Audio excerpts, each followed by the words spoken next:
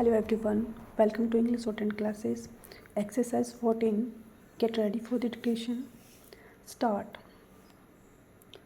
Jawaharlal Nehru expressed in remarkably clear terms the basic difference between the approach of science and the manner in which society likes to function. He said, "What ultimately does science represent? I suppose the active principle of science in discovery. And what is the active principle of any social framework of society?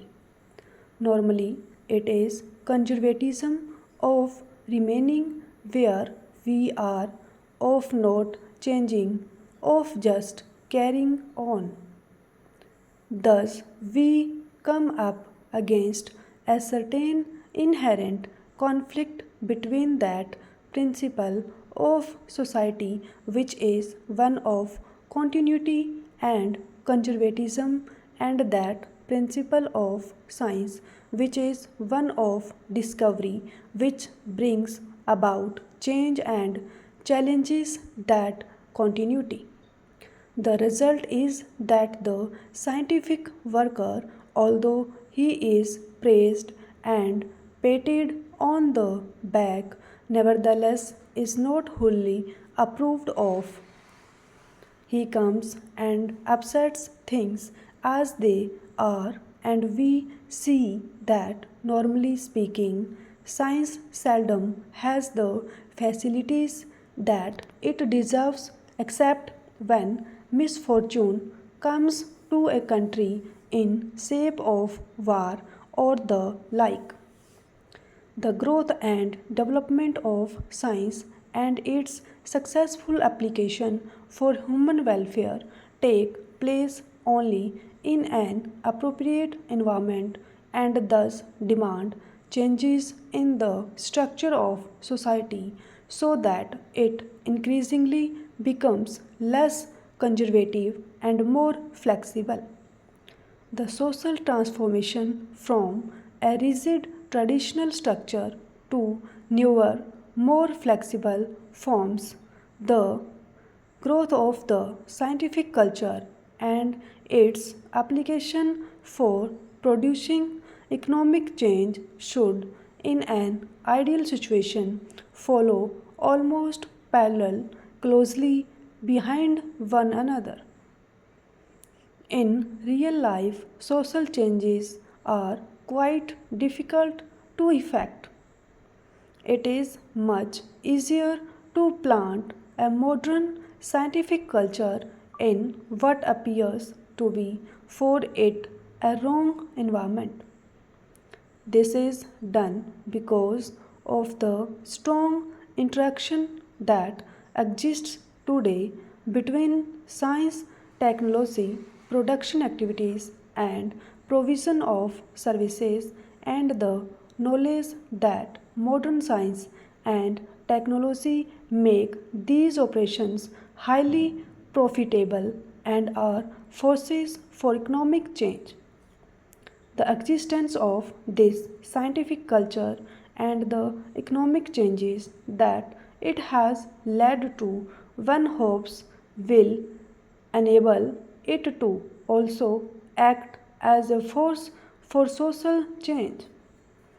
The latter will take place only if there are equally significant efforts at other points, such as the transformation Gandhiji tried to introduce in the Indian situation. In these two lectures, I hope to explore this them, and in order to ensure that I convey my thoughts to you not merely as an ideological or philosophical discourse stop. Let us first consider the manner in which science, technology, and society are inextricably tied together today in a highly complex manner. To bring this out, I would like to give you three examples of developments that have taken place in areas that I know and have worked in and with which I have some familiarity, namely physics. The electron was discovered towards the end of the last century. Within a decade, the first electronic valve, the triode, was invented. In another 4 decades, immediately after the Second World War, the solid state device, known as the transistor, was invented, giving rise to the birth of solid state electronics, which has today reached a stage when several thousand devices making up an electronic circuit can be incorporated in one tiny chip of silicon.